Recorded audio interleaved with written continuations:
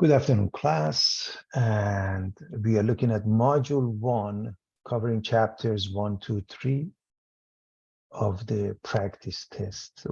Chapter 1, Introduction to Statistics. So Chapter 1, Introduction to Statistics, the first question is true or false. The value of variance and standard deviation is never negative. Well, it is a true statement.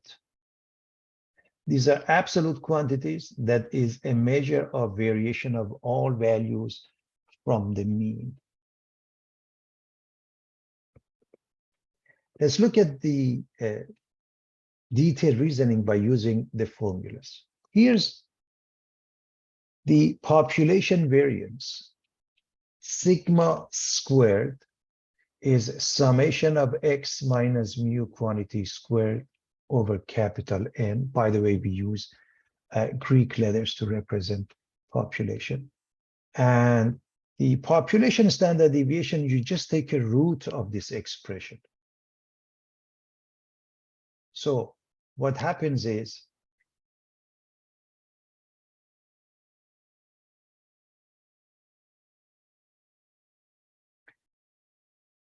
x minus mu, regardless of the value, when you square it becomes positive and you're adding them up, that's the summation sign. And capital N also is a positive value. The ratio of two positive numbers is positive. Worst case scenario can be 0. In this case, it's always positive. Of course, 0 means that the data are similar, and that's normally what we want. But the fact of the matter is, this is always positive. It is the best scenario would be to have it as 0. If you look at sample variance, what happens? In the case of a sample variance, x minus x bar, summation of x minus x bar. So take a look at the formula, x minus mu. Sigma and mu are Greek letters. X minus x bar, quantity squared over n minus 1. So that's the thing that makes a difference. You divide by n, over here n minus 1, and this is another way of calculating that. Needless to say, this is also a positive value in the same, for the same reasoning that x minus x bar is whatever it is. When you square it becomes positive, you add them up, you divide by n minus 1, which is positive. Now, what is the sample standard deviation? The same thing, take a root. The same thing, take a root.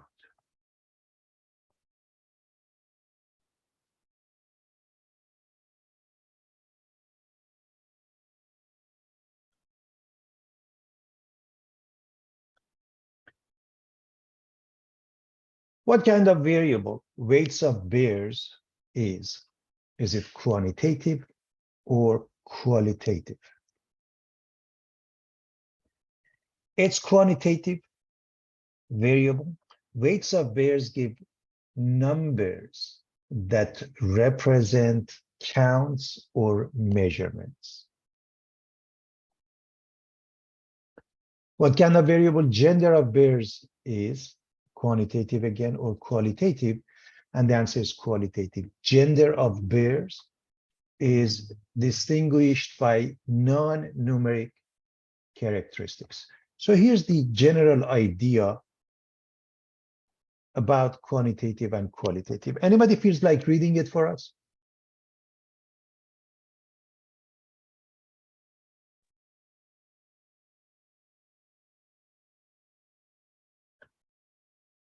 All right. Quantitative and qualitative variables are two types of variables usually used in data analysis and statistics. Quantitative variables, also known as numerical variables, represent measurements or quantities that can be expressed numerically. Qualitative variables, also known as categorical variables, represent characteristics or qualities that do not have a numerical value. These variables are typically divided into categories or groups. Examples of qualitative variables include gender, marital status, or type of cars. In summary, quantitative variables involve numerical measurements or quantities while qualitative variables represent non-numerical characteristics or categories. All right, we're going to move on.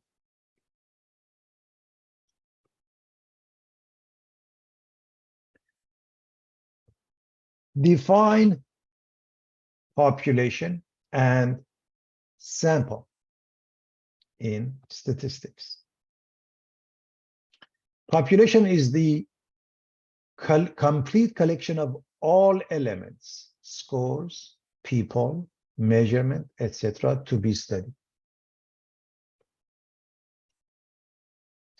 Sample, a sub-collection, portion or fraction of elements drawn from a population. So here's a more detailed answer. Anybody feels like reading this part for us? I can read it. Please. Population. The population refers to the entire set of individuals, objects, or events that possess certain characteristics of interest and are the subject of statistical investigation. However, populations can be large and sometimes impossible to study in their entirety due to practical limitations. A sample is a subset or a smaller representative group selected from the population. It is a portion of the population that is chosen to represent the whole. In summary, the population refers to the entire group of interest, while a sample is a smaller subset selected from the population for analysis. Statistical analysis are typically conducted on samples to draw conclusions about the population from which they were drawn. Excellent. So in short, population refers to the entirety of the objects or subjects of interest. They don't have to be people, by the way. But sample is a portion of that. And normally we don't have access to population, but we do have access. We can pick a sample, of course, randomly. The value of the middle term in a ranked data set is called the median. Given any data, how do you find the mode? Mode is the value that appears with the greatest frequency among the data. A data set can have one, more than one, or no mode when all numbers appear with equal frequency. That's the concept of a normal.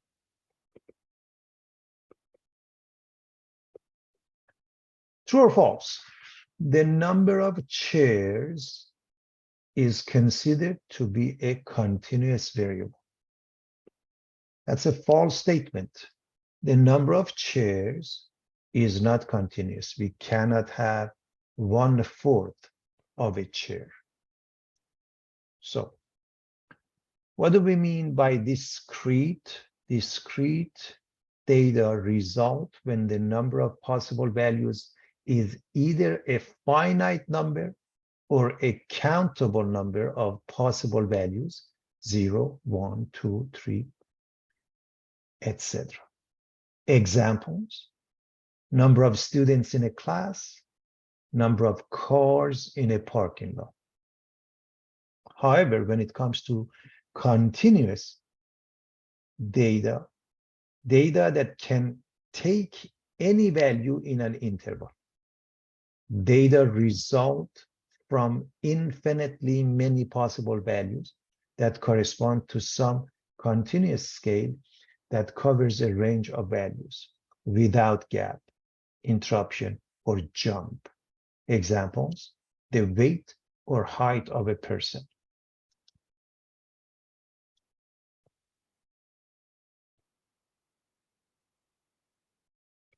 What is a Pareto chart? What does each axis represent?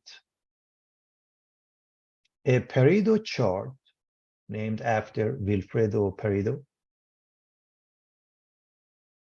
an Italian economist, is a bar graph for categorical or qualitative data. In essence, it's similar to histogram. Histogram is for quantitative data, which is used to summarize discrete or continuous data that are measured on an interval scale. This is for the histogram. Now, continuing with the Pareto chart, the vertical scale represents frequencies or relative frequencies, and horizontal scale represents different categories. Bars are arranged in descending order to emphasize the order of impact.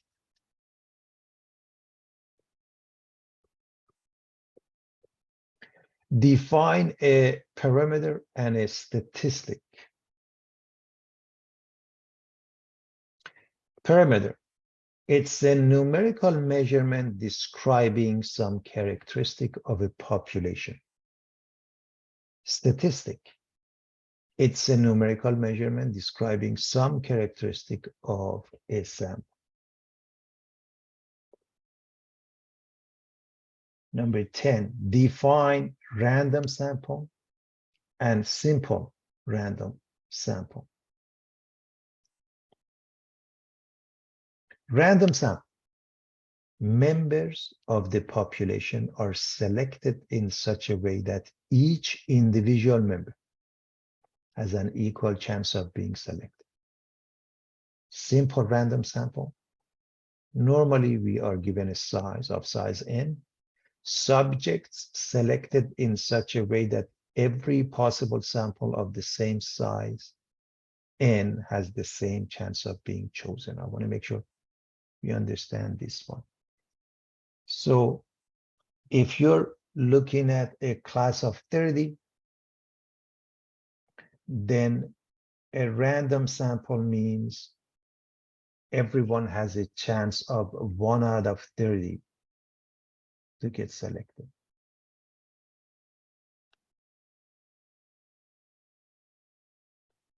So again, let's say the class has 30, so everybody has 1 out of 30 chance to get selected. That would be random sampling. Simple random sampling, if we choose, let's say, 5 of those 30, then each sample of size 5 must have an equal chance. Each sample of size 5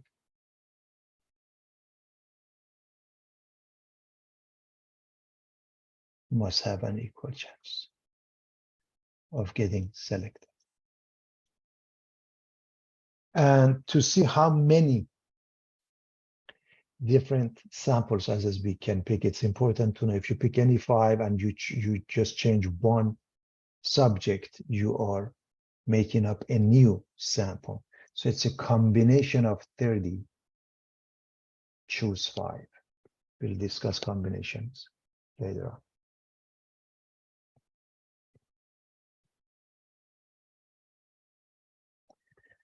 Define the following types of sampling: systematic, convenience, stratified, and cluster.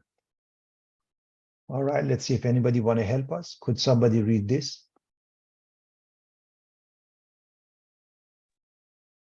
I can read it. Please. It's systematic sampling. Select some starting points and then select even kth elements in population. Perfect. And what is the example? Go ahead. Example, in a population of 50,000 people, a statistician selects every 100th person for sampling. Perfect. Perfect. So that is the definition of a systematic sampling. Convenient sampling, we just use results that are easy to get. For example, standing at a mall or grocery store and asking people to answer questions would be an example of a convenient sample.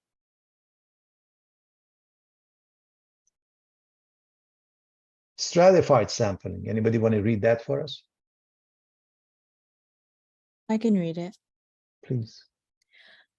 Stratified sampling. Divide the population into homogeneous. The subjects within the same subgroup must be similar and share the same characteristics. Subgroups called strata, and then obtaining a simple random sample from each subgroup stratum. Perfect. Could you also read the cluster sampling? Cluster sampling. Divide the population into sections or clusters, non-homogeneous subgroups, then randomly select some of those clusters and choose all the members from those selected clusters.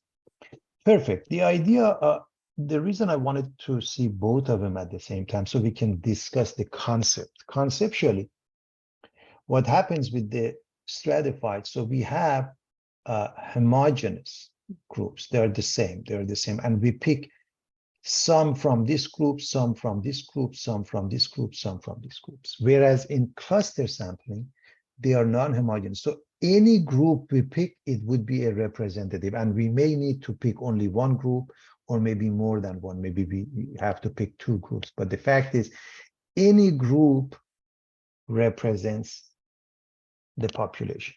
That's the concept of a cluster sampling. All right, what are different levels of measurements of data? Give example. Could somebody read this, please? I can read it. Please. So what are the different levels of measurements of data? Give examples. Nominal level of measurement is described by data that of names, tables, or categories only, and the data cannot be arranged in some order, such as low to high. Could you read the example, please? For example, survey responses of yes, no, and undecided, eye colors, blue, brown, black, other, political party, Democrat, Republican, dependent, other. Perfect. So basically, it's categorical. That's all there is to it. Qualitative. Could somebody read the ordinal level?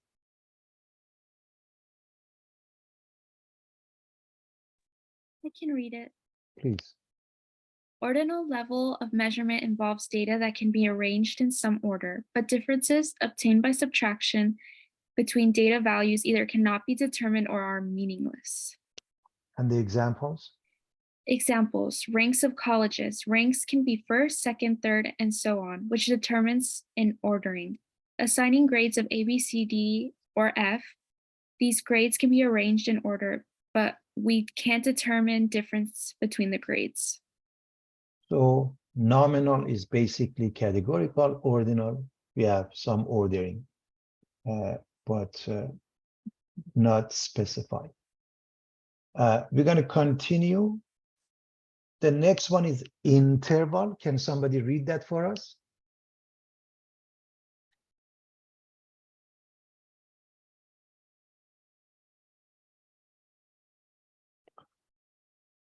Interval level of measurement involves data that can be arranged in order, and the differences between data values can be found and are meaningful.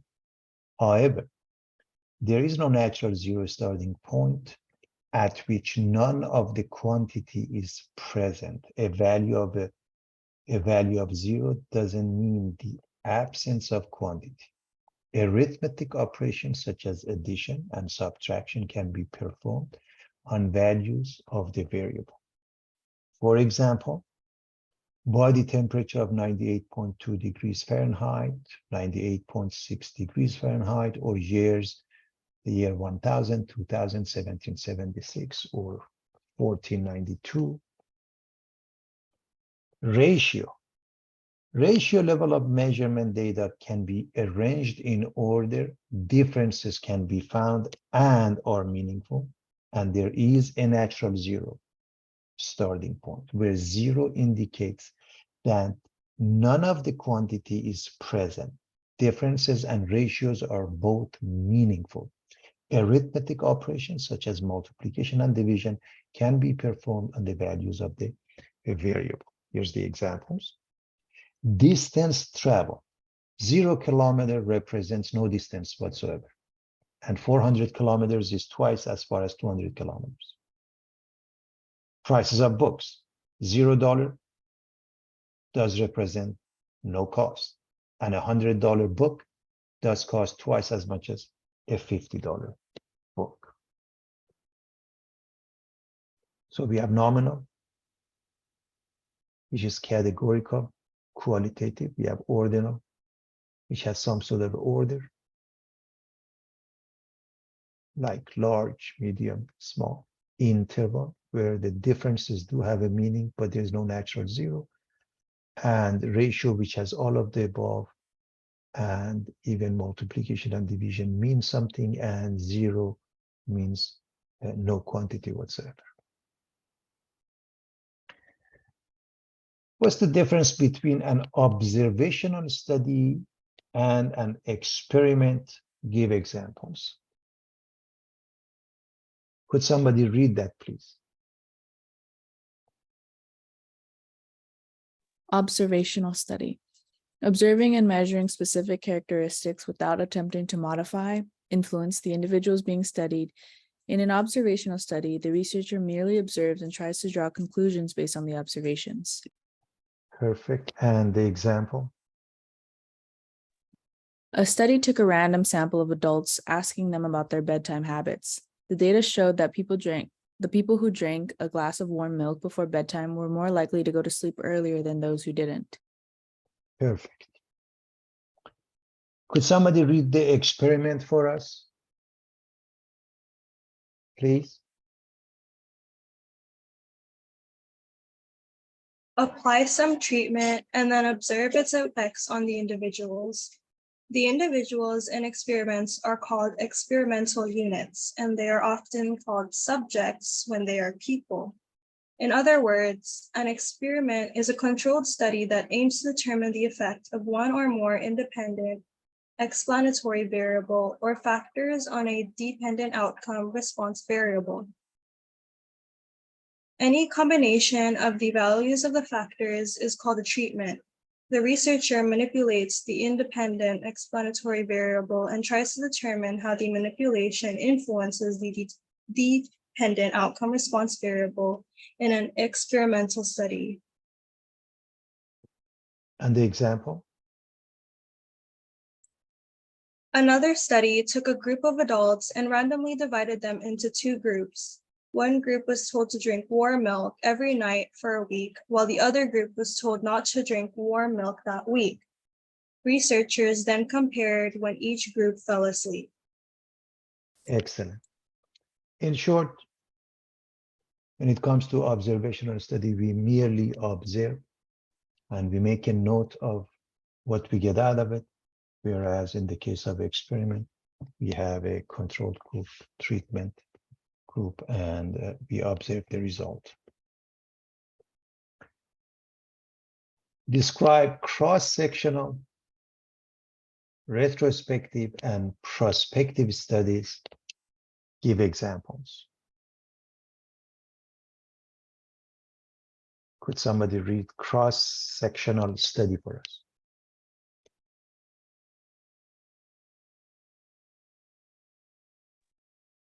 No. Data are observed, an observational study measured and collected at one point in time.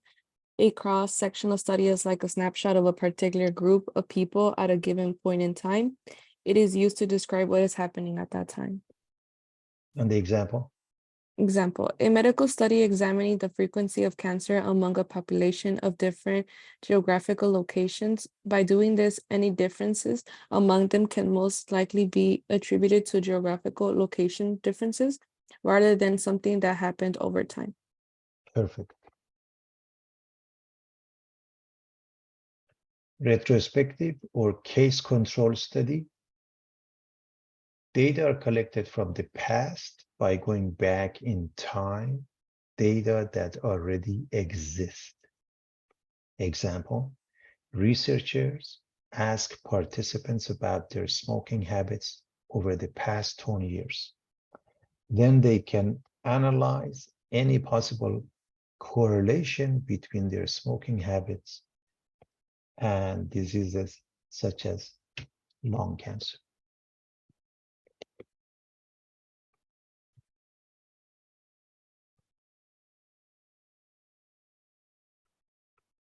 Could somebody read prospective study for us, please? Or longitudinal?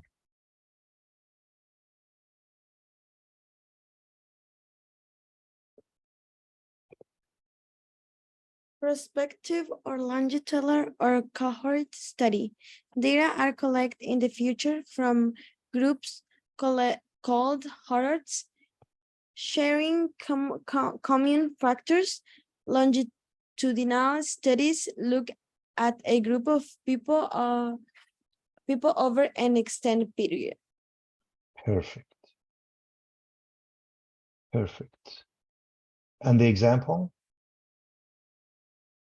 Example, a medical study follows a cohort in the middle-aged people who vary in terms of smoking habits to test the hypothesis that the 20 years incidence rate of lung cancer will be highest among heavy smokers, followed by moderate smokers and then non-smokers.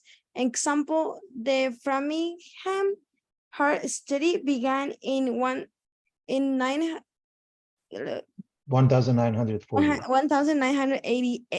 In 1948, in and, essence. and it's a long-term ongoing cardiovascular cohort study of residents of the city of Framingham, Massachusetts. So what happens is we have different types of study, like a cross-sectional. We look at one point in time to see what's happening. A retrospective, basically, we have the data already and we analyze it. You can think of it as something that happened in the past. And then we have a cohort, a prospective, longitudinal, where what's happening, perhaps it started from the past and it keeps on going to the future.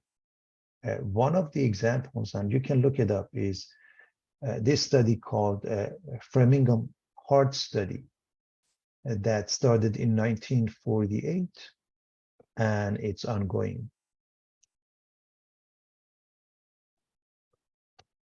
What is sampling error, non-sampling error, and non-random sampling error? Sampling error. Sampling error is the difference between a sample result and the true population result.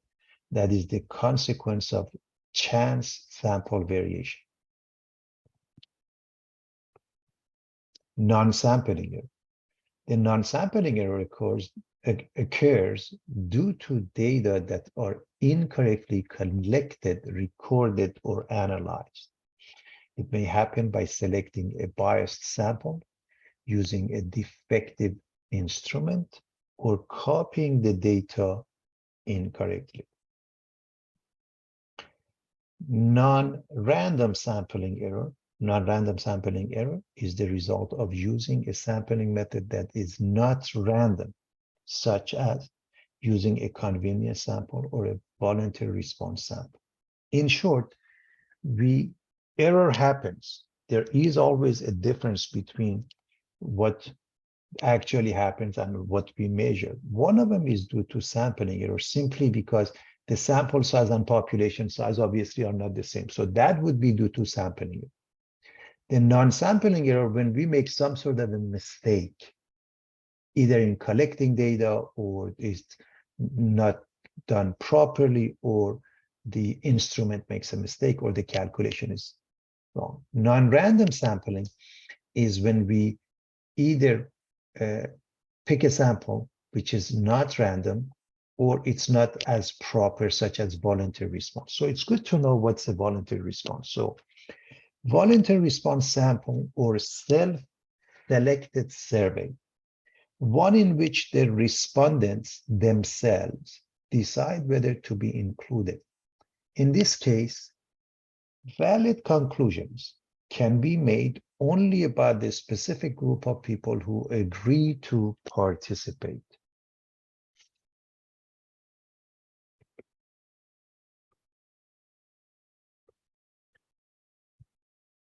What are some characteristics of an experiment? Confounding. Confounding occurs in an experiment when the experimenter is not able to distinguish between the effect of different factors. Common confounders are characteristics of the participants, such as BMI, body mass index, smoking status, age at onset of illness, socioeconomic status, educational status, extent of support network, and life events. So right here, if we are checking to see the effect of alcohol on lung cancer, and we don't consider smoking, then smoking acts as a confounding factor, as an example. Blinding, that's extremely important. Subject does not know he or she is receiving a treatment or placebo. Placebo when they don't receive the treatment, such as sugar pill. Blocks. Groups of subjects with similar characteristics are called blocks.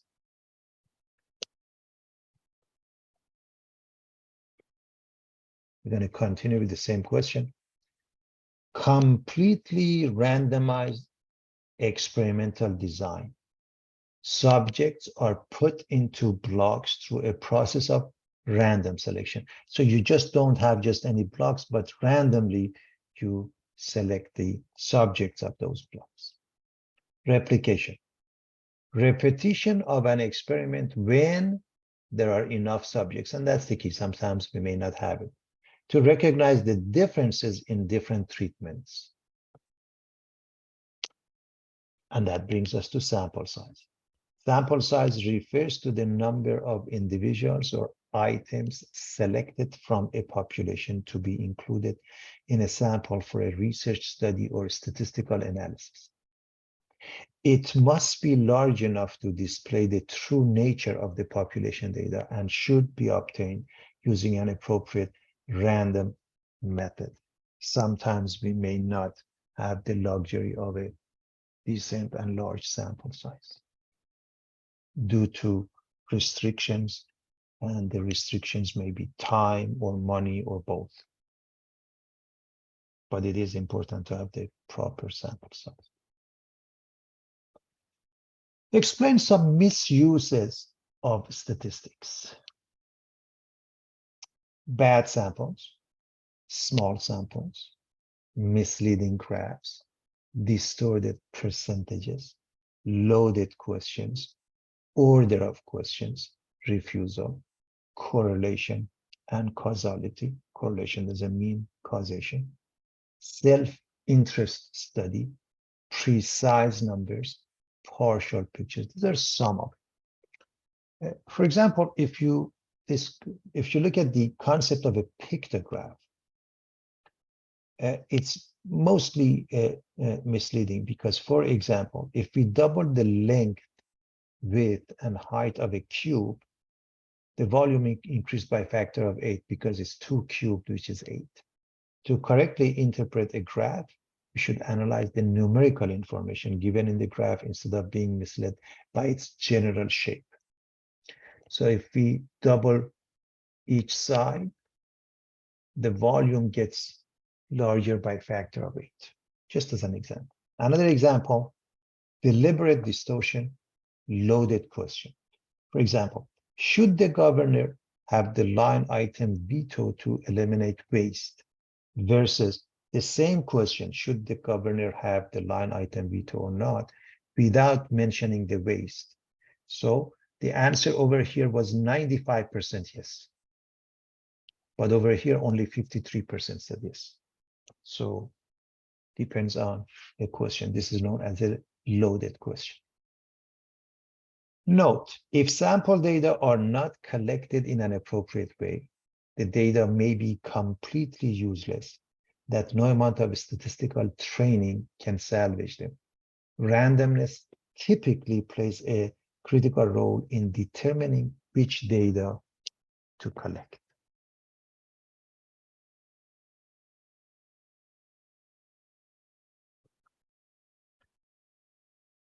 A research center questioned 2,000 adults in the US to estimate the proportion of the population favoring death penalty for murderers. It was found that 70% are in favor of death penalty for murderers. State the individual, variable, population, sample, parameter, and statistics.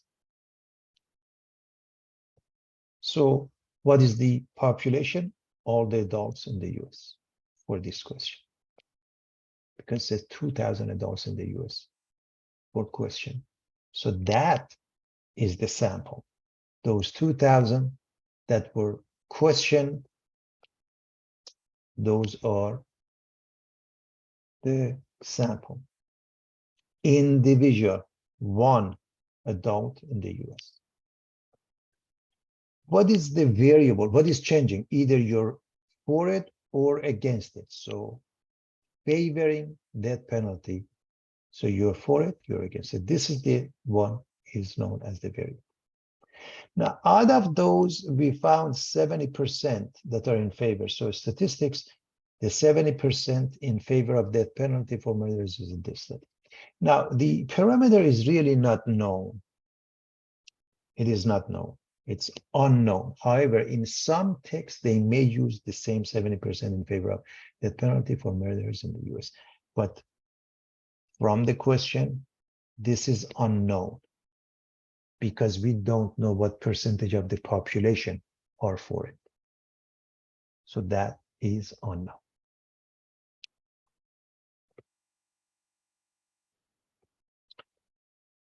Decide if each of the following describes an observational study or an experiment. The height of shoppers at the mall was recorded. We just recorded the information. Observational study. A drug is given to a group of people and their reaction observed. So definitely it's an experiment.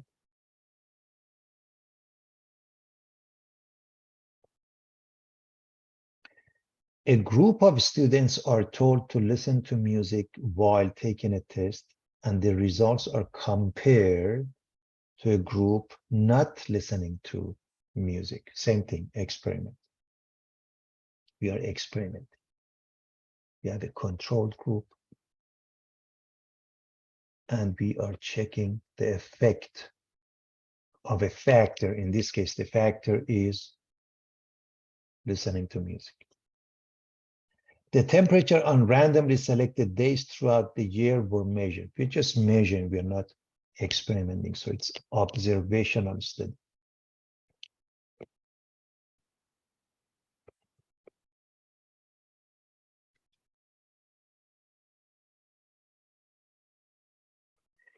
The gender of children born in January were tallied. Again, we are just observing. Observational study. We're not doing anything to change anything, to control anything. The growth rate of bacteria is compared before and after adding alcohol. So we are doing something. We are adding alcohol. So definitely this is an experiment.